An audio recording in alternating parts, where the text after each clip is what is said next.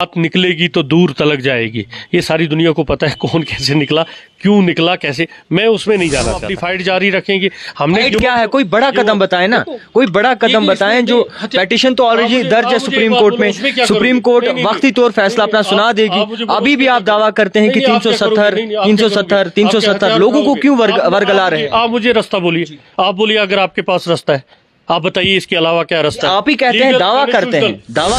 बड़ा बदलाव यही था कि बीजेपी के साथ आप अलायंस करके लोगों से लोगों का हक छीन। तो अगर पता है कि 70 साल से आपने अगर पता था कि बीजेपी का 70 साल से मुद्दा मंशूर यही था, तो उसके बावजूद भी पीडीपी नहीं, फिर आपने लिख कर लिया। में भी कई जवानों ने अपनी जान गंवाई।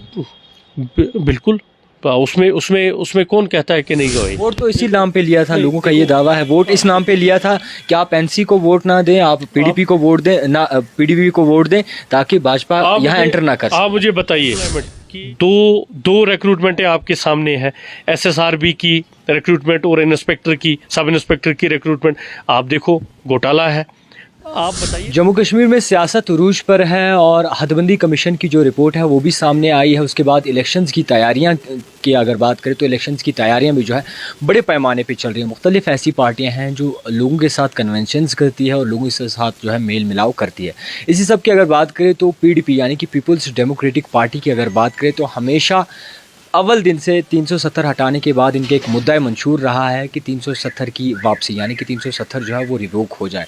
मगर अभी तक कोई बड़ा कदम इस पे नहीं उठाया। आखिरकार क्यों? इसी सब पे हमारे साथ इस वक्त बातचीत करने के लिए मौजूद हैं पीडीपी के spokesperson doctor Harbaksh Singh. सबसे पहले सर आपका बहुत शुक्रिया वक्त देने के लिए। सवाल आपसे ये रहेगा कि पीडीपी जो दावा करती हैं 370 की वापसी के लिए, क्या कुछ ख़ास कदम दिखा है पीडीपी की जानिब से 370 को लेकर?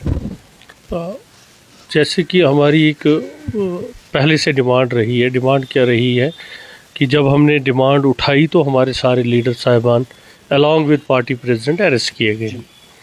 तो जो ये अनकॉन्स्टिट्यूशनल स्टेप था, जो एब्रोगेशन हुआ 35A को ख़त्म किया गया यहाँ पे, यहाँ की जो शिनाख्त है जम्मू कश्मीर की, जब एसेशन हुआ कंट्री के साथ तो 370 ही एक बॉन्ड था, जिसमें जैसे आप एक वजीफ़ा कहोगे, एक बच्चा अच्छी परफॉर्मेंस करता है तो हम उसको एक वजीफ़ा देते हैं, एक वजीफ़ा था। और इन्हीं कंडीशनों पे यहाँ पे 370 का और 35A की कंडीशंस की बेस पे ही एक कंट्री के साथ एक इलाक़ हुआ था। अब चूँकि एक यहाँ की असम्बली को डिफंग किया गया ज़ोर ज़बरदस्ती, उसके बाद फिर पार्लियामेंट में बिल लाया गया और इसको एब्रोगेट किया गया। और तब से हमारी जो एक स्ट्रगल है, चाहे हम इसको कानूनी तौर बोलें, चाहे हम इसको लीगली बोलें, चूँकि ये ऑलरेडी ज़ेर समात है सुप्रीम कोर्ट में। और पॉलिटिकल पार्टियों का होता है कि हम अपनी एक वॉइस उठाते हैं। हमारे पास सबसे बड़ा टूल होता है कि हम डेमोक्रेटिक तरीके में बात करें और इस पर वॉइस उठाएं, और हमने इसको कभी एक्सेप्ट नहीं किया है। अब क्या होता है कि इतनी बड़ी डेमोक्रेसी में जहां आप डेमोक्रेटिक प्रोसेस की बात करोगे और जो कॉन्स्टिट्यूशन की बात करोगे, इसी कॉन्स्टिट्यूशन ने यहाँ पे 370 दिया था। और जो कॉन्स्टिट्यूशनल राइट्स होते हैं उसके लिए एक पॉलिटिकल पार्टी हमारी जैसे PAGD बना है, उसका मकसद है। और वक्तन फ़वक्तन जब भी मीटिंगें होती हैं तो वो एक मेमोरेंडम भी देते हैं, उनका एक प्रेस बाइट भी होता है कि हम इस चीज़ को नहीं, हम इसमें दोबारा ज़ेर गौर चाहते हैं कि मसले पे बात हो, ये जो हमारे कॉन्स्टिट्यूशनल राइट्स हैं ये रेस्टोर हों, जिसमें हमारी काफ़ी सारी चीज़ें हैं। शिनाख्त तो है ही है, नौकरियों का मामला है, ज़मीनों का मामला है, बाकी चीज़ें हैं। तो हमारे यूथ जो आज है 65% यूथ है जम्मू कश्मीर का, अनएम्प्लॉयमेंट वाला इशू है। जब हम आज की डेट में एक जो हमारे अनएम्प्लॉयड यूथ हैं उनको हम एकोमोडेट नहीं कर पाएंगे, क्योंकि जो ये कंट्री होती है, जो ये मुल्क होता है, जो ये कॉन्स्टिट्यूशन होता है, इसने अपने लोगों को सहूलियत देनी होती है। और अगर हम देखें कि जब ये 370-35A को एब्रोगेट किया गया, पूरे जम्मू कश्मीर को एक किस्म का यरगमाल बनाया गया, खासकर कश्मीर को बंद किया गया, फ़ोन बंद किए गए, इंटरनेट बंद किया गया, लोगों को घरों में बंद किया गया। लीडरान तो थे ही, बट लोगों को भी, आम लोगों को भी घरों में बंद किया गया। तो जिसके लिए आप कोई चीज़ कर रहे हो, अगर वही खुश नहीं है तो ये कैसी चेंज है?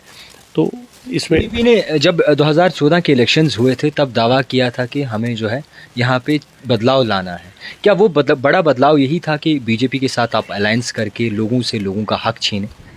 देखो, जब हमने 2014 में, आपको पता होगा कि कितने महीने लगे इसको जो एजेंडा ऑफ अलायंस बनाया है, या जिसमें आपने देखा होगा कि ये 2 बार हमने गवर्नमेंट की है, एक बार कांग्रेस के साथ की, एक बीजेपी के साथ की। तो दोनों में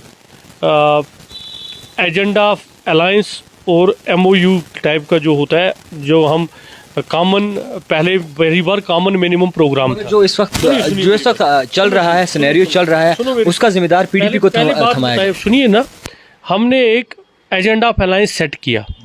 एजेंडा ऑफ अलायंस इसलिए सेट किया कि कंट्री ने एक बड़ा मैंडेट दिया था बीजेपी को, ये हमने नहीं दिया था, कंट्री के लोगों ने दिया था। और वाजपेयी जी के वक्त में ऑलरेडी मुफ्ती साहब ने जो कुछ चेंजेस देखी थी, और जब इंसानियत, कश्मीरियत की बात की गई थी, और उस वक्त रोड्स को खोला गया था, कारोबार को खोला गया था, तो एक होप एक बनी थी कि अगर कंट्री में एक बड़ा मैंडेट आएगा, शायद हमारे जो यहाँ पे एक हकूक़ हैं, जिस चीज़ का एक डिस्प्यूट चल रहा है विद इन कॉन्स्टिट्यूशन, तो शायद कश्मीर के लिए कोई ना कोई एक अच्छा हल निकलेगा। और ये हल तब निकलता है कि जब आपकी सेंटर में एक मजबूत गवर्नमेंट हो, जब उनके पास अपना एक बिल पास करने का ये। लेकिन क्या होता है कि हमें ये नहीं पता थी। देखो, मुफ्ती मोहम्मद सईद साहब बड़े लीडर थे, मरहूम मुफ्ती मोहम्मद सईद साहब। मैं उनके विज़न को ऐसे बयान नहीं कर सकता, बट जो मेरा अपना सोचना है as a party spokesperson, कि एक जो वाजपेयी जी की बीजेपी और नरेंद्र मोदी जी की बीजेपी में फ़र्क था। हम उस बीजेपी के साथ नहीं जा रहे थे, हमने एक लोगों के बड़े मैंडेट को ऑनर करके। वोट तो इसी नाम पे लिया था, लोगों का ये दावा है, वोट इस नाम पे लिया था कि आप एनसी को वोट ना दें, आप पीडीपी को वोट दें, ना पीडीपी को वोट दें, ताकि भाजपा यहाँ एंटर ना कर सके। आप मुझे बताइए कि हमने गवर्नमेंट की सर्टन कंडीशंस पे की, 3.5 साल हमारी गवर्नमेंट रही, उस दौरान 370 और 35A की बात उठी। आखिरकार आपको पता था बीजेपी का मुद्दा मंशूर यही था? नहीं, मुद्दे मंशूर था इनका 70 साल से मुद्दे मंशूर, लेकिन हमारा भी मुद्दे मंशूर था ना, हमने इनको तो अगर पता है कि 70 साल से आपने अगर पता था कि बीजेपी का 70 साल से मुद्दा मंशूर यही था, तो उसके बावजूद भी पीडीपी नहीं, फिर आपने लिख कर लिया। Yes, agenda of alliance set है। एजेंडा ऑफ अलायंस में पूरा था कि 370 और 35A पे बात नहीं होगी, पावर प्रोजेक्ट्स वापस आएंगे, यहाँ से अपसा उठेगा, और भी काफ़ी सारी चेंजेस थी। आप देखिए, आप इस चीज़ को एक चीज़ पे अड़े हो कि आप लोगों ने इसके, लेकिन ये नहीं देख रहे हो कि अगर हमने इनके साथ जब गवर्नमेंट की, तो 11,000 आपके स्टूडेंट पेल्टर्स हैं जिनको एमनेस्टी मिली। आपकी दौरे हुकूमत में भी कई जवानों ने अपनी जान गंवाई। बिल्कुल, उसमें कौन कहता है कि नहीं गवाई? देखो, अगर आप यहाँ की डिस्टर्बेंस के हिसाब से देखोगे, जो यहाँ के हालात हैं, जो यहाँ की मिलिटेंसी है, आज लोग नहीं मर रहे हैं, आज तो बिल्कुल मर रहे हैं। मगर ये भी आप मुझे बोलो कि अगर सिर्फ यही है कि इल्ज़ाम तराशी, आप कहते हो कि हमारे बच्चे मारे गए या शहीद हुए, बहुत अफसोस है उस बात का, ये होना नहीं चाहिए। आप मुझे बोलो 11,000 लोगों को जिनको एमनेस्टी मिली, जिनके बच्चे आज अपने घरों में काम कर रहे हैं, उसका कोई क्रेडिट नहीं है?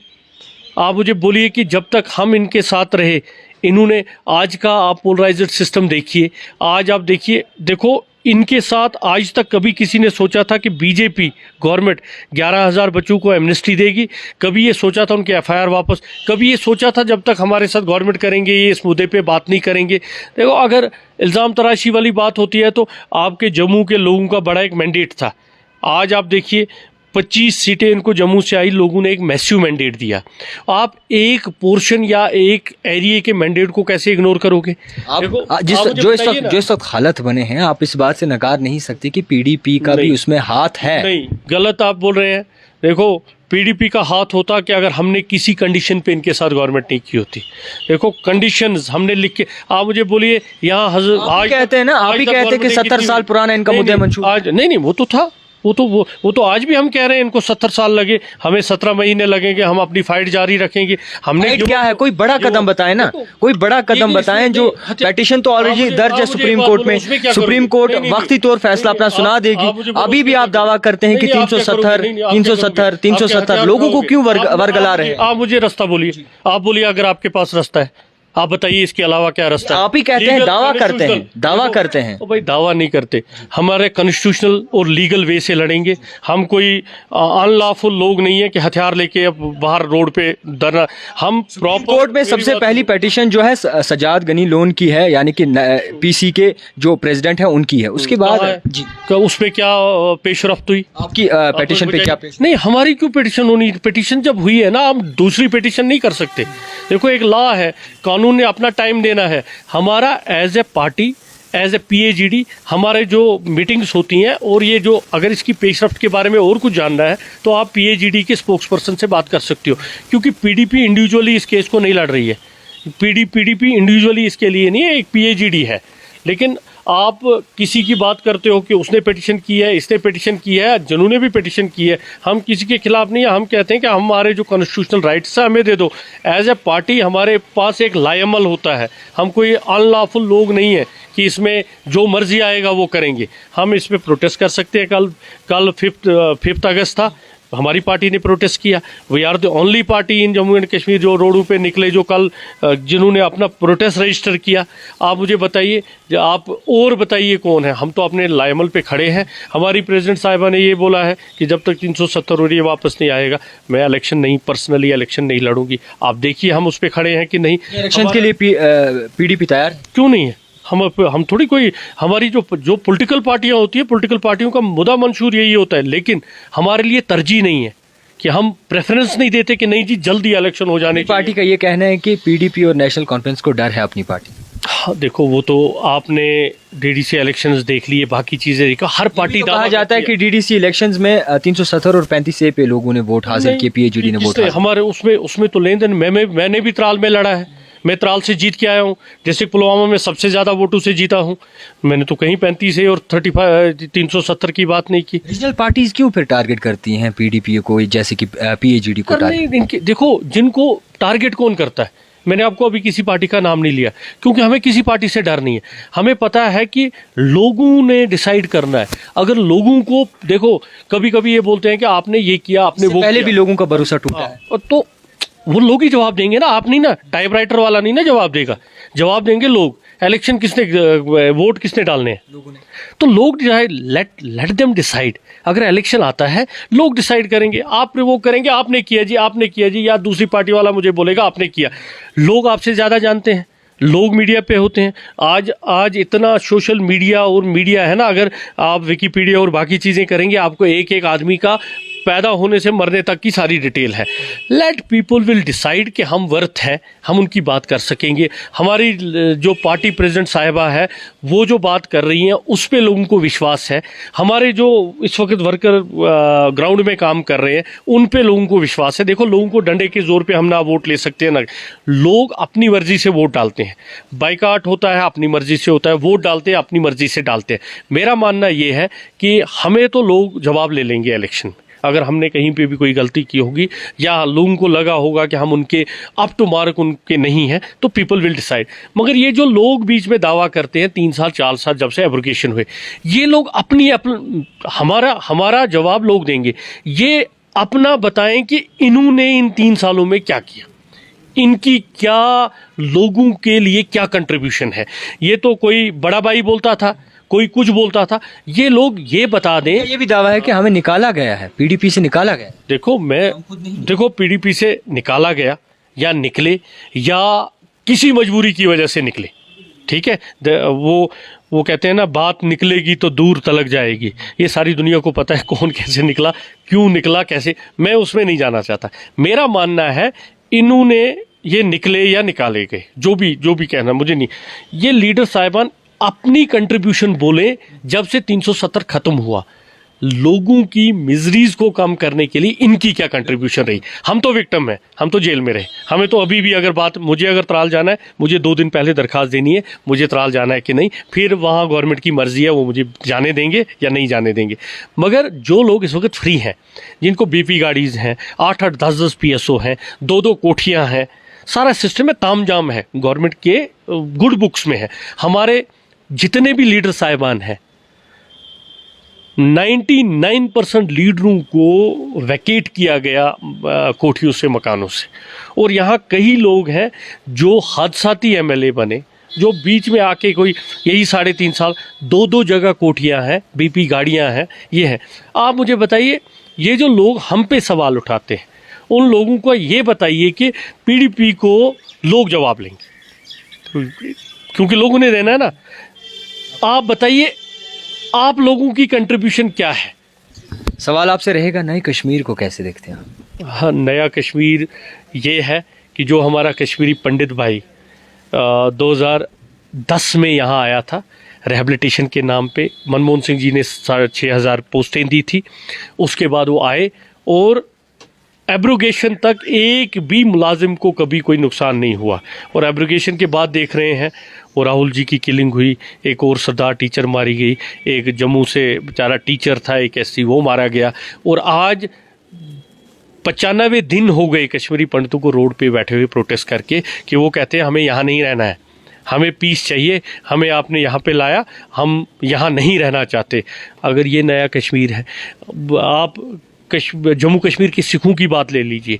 इनको एक वादा किया गया था कि आपका हर्डल जो था, जो आपको आपके माइनॉरिटी स्टेटस में और रिजर्वेशन में हर्डल है, वो 370 है। अगर ये ख़त्म हो गया, जब ख़त्म हुआ उसके बाद आज तक 3 साल हो गए, कोई माइनॉरिटी स्टेटस नहीं, कोई माइनॉरिटी कमीशन नहीं। सो अगर आज आप पीस रेस्टोर करने की बात कहेंगे या एम्प्लॉयमेंट, दो रिक्रूटमेंटें आपके सामने है, एसएसआरबी की रिक्रूटमेंट और इंस्पेक्टर की, सब इंस्पेक्टर की रिक्रूटमेंट, आप देखो घोटाला है।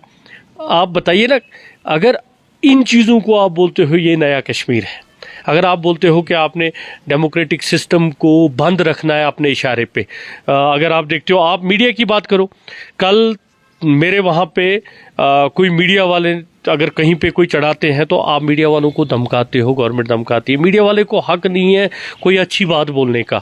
आप भी इस वक्त बड़े खुश होंगे कि अगर आप मुझे ज़्यादा कोशिश करेंगे मुझे डिफेंड करने की, क्योंकि 10 लोग आपको अप्रिशिएट करेंगे, आपने जी पीडीपी को बड़ा ज़बरदस्त ये किया। सो अगर आप मीडिया को इजाज़त नहीं है, यूथ को, आप मुझे बताइए, जो सत्यपाल मलिक ने पहले बोला था 5 लाख एम्प्लॉयमेंट, फिर 50,000 पे पहुँचे, अब 5,000 भी नहीं है। आप देखिए, आप बताइए, जो जिन प्रोजेक्टों की बात हो रही है, आप मेडिकल कॉलेज की ये बात करते हैं, वो हमारे वक्त में शुरू हुए प्रोजेक्ट सारे। आप एक नई चीज़ जो बड़ी एक डेवलपमेंट वाली चीज़ है कि जिसमें यूथ एंगेजमेंट की बात हो, यूथ हो, कि इससे नहीं होता कि आप बोलेंगे कि हमने डेवलपमेंट कर दी। डेवलपमेंट का एक नाम होता है। जब 370 ख़त्म किया, इन्होंने कहा हम दूध की नदियां बहाएंगे। आप बताइए, आपको आप ये लाल चौक में जा रहे हैं, आप लाल चौक से निकलिए, फ्लाईओवर के नीचे से सड़क देखिए नुमाइश के पास, ये हार्ट ऑफ द सिटी। आप बताइए क्या डेवलपमेंट है?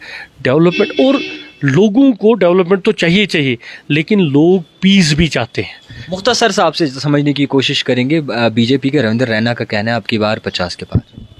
देखो, हर पार्टी का अपना हक बनता है, उसमें मैं नहीं कहूँगा। अगर लोगों को उनके काम करने का तरीका या उनके डेवलपमेंटल इश्यूज़, या उनको लगेगा कि ये हमारे लिए वर्थ है, लोगों ने वोट देनी है। देखो, हम यहाँ पे कोई फरिश्ते नहीं बैठे, या हम इतने जजमेंटल नहीं है कि हमें पता है ईवीएम्स में क्या जाएगा।